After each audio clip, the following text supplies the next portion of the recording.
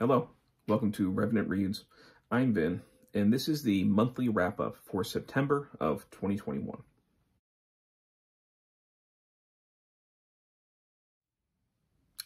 Okay, so I'm just going to go very quickly through the books that I finished in September of 2021.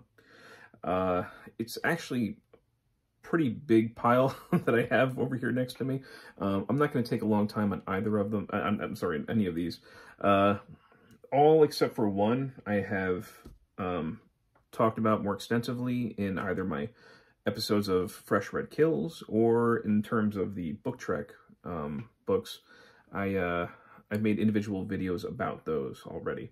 The only exception to that is the first one that I mostly read in August, but that I finished in September.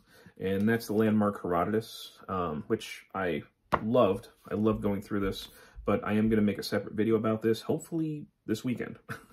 That's my plan, at least. So I am going to talk more extensively about that in a separate video. In terms of Book Trek, I'm going to talk about that really quickly. I read 3 books for Star Trek: The Next Generation. Okay, Book Trek is where myself and some great fellow booktubers are looking at Star Trek fiction in a 5-month mission from August to December, from the original series up through Enterprise. And September was the month where we were looking at The Next Generation. So I read 3 books for that. The first one that I read was the second part of the Invasion series. I'm going through each of those 4 parts during Book Trek. And that's Soldiers of Fear. And this one I have to say I wasn't crazy about. If you're not reading the entire series of Invasion, which is about these ancient race called the Furies, who are coming back into the Alpha Quadrant to try and reclaim space that they believe is theirs.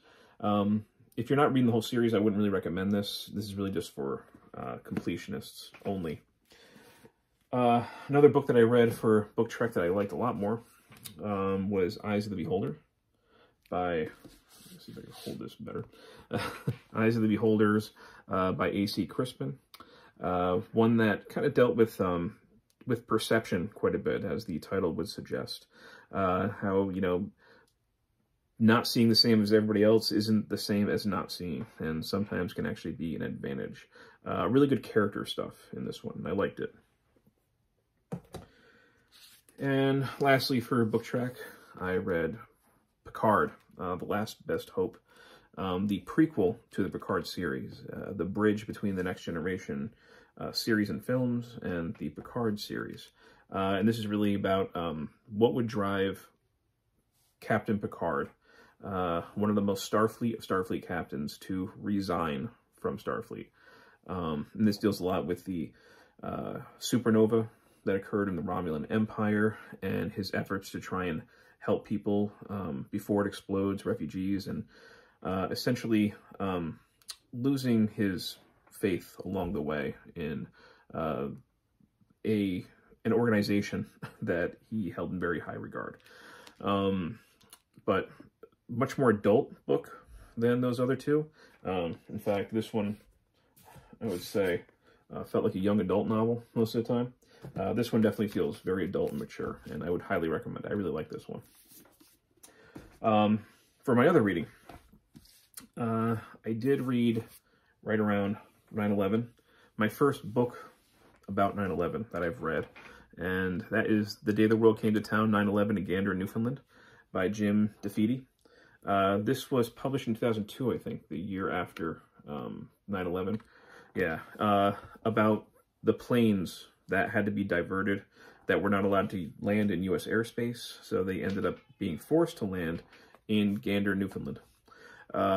And despite these people being displaced, hundreds of them, they were basically greeted with open arms and treated with the utmost respect. And it was an overall positive experience in a very, of course, dark and frightening time. This is a very quick read, and I would certainly recommend it. I really did enjoy this one. And of course, it is I think it's the inspiration for the Broadway play that's based on this whole incident as well. I also participated sort of, in the read-along that Steve Donoghue and Matt at Mayberry Bookclub were doing of Kingdom Come, the graphic novel by Mark Waid and Alex Ross. An Elseworld story, takes place, in some sort of future, where Superman and, our most recognizable heroes basically went away. They left for about 10 years or so, and the world is being just marauded by and, run amok by other super individuals.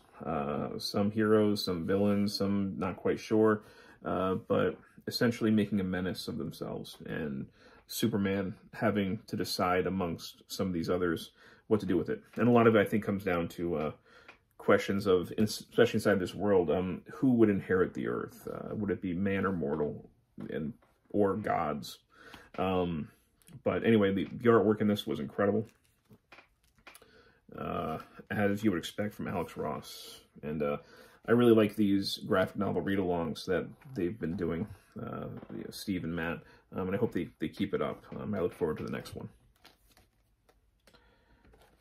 And then I participated in a read-along, or a group read, with Michael K. Vaughan and Mark from Book Time with Elvis, of Daphne du Maurier's Rebecca, published in 1938. A gothic, and I think this is appropriate, romantic suspense tale. And du Maurier's writing was beautiful. I really liked her dialogue. I liked a lot about what was going on in this. I did say in my more thorough episode of Fresh Red Kills, where I talked about my thoughts on this, I liked it a lot. I did feel a little bit dissatisfied in the end, but that doesn't outweigh the enjoyment that I got as I read through it. So again, just to repeat, I'm not giving reviews of these books right now. I'm just talking about the ones that I saw, or ones that I read, and my brief reaction to them. More thorough thoughts can be found in other videos on my channel. But overall, I did like Rebecca quite a bit, and I especially enjoyed the two individuals who I read it with. I think that was a great reading group. So, Rebecca. And then September was Tutor-tember. So I read a work about the Tudor era, and that is How to Behave Badly in Elizabethan England, a guide for knaves, fools, harlots, cuckolds, drunkards, liars, thieves, and braggarts by Ruth Goodman. A popular history, a social history, about basically habits, behaviors, etiquette of, the Tudor era.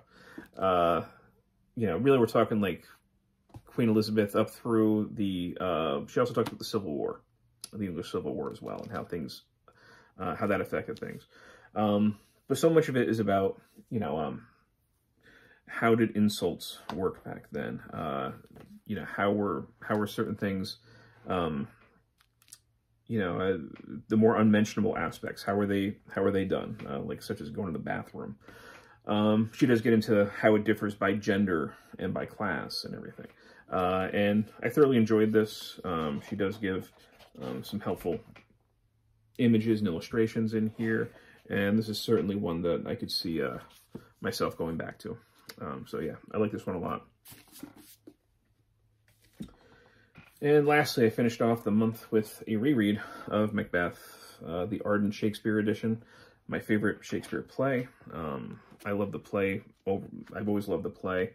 The sort of horror nature of a lot of it.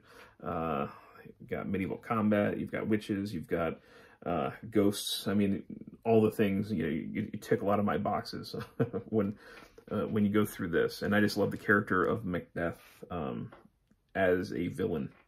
I think he's a terrific villain in our fictional universe.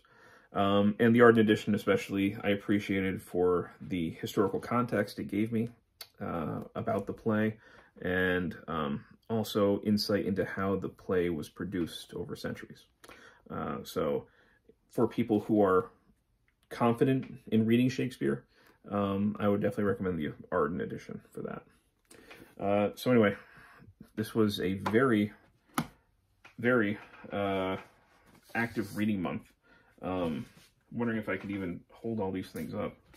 I'm going to attempt to. I know sometimes they call it a Steve Donoghue pyramid. I just kind of started making pyramids just because it made sense to me to show the books again before I turned off the camera. But I guess that it's often referred to as a Steve Donoghue thing. I don't know if he originated it or not. But this is pretty good for the month, I think. September. Again, this one was mostly October. It was just the tail end of September that I read that. But otherwise, I had a lot of reading time, especially because my son started soccer. And he's playing for a travel team. So twice a week, I kind of have to like sit in a car for 2 hours while he practices.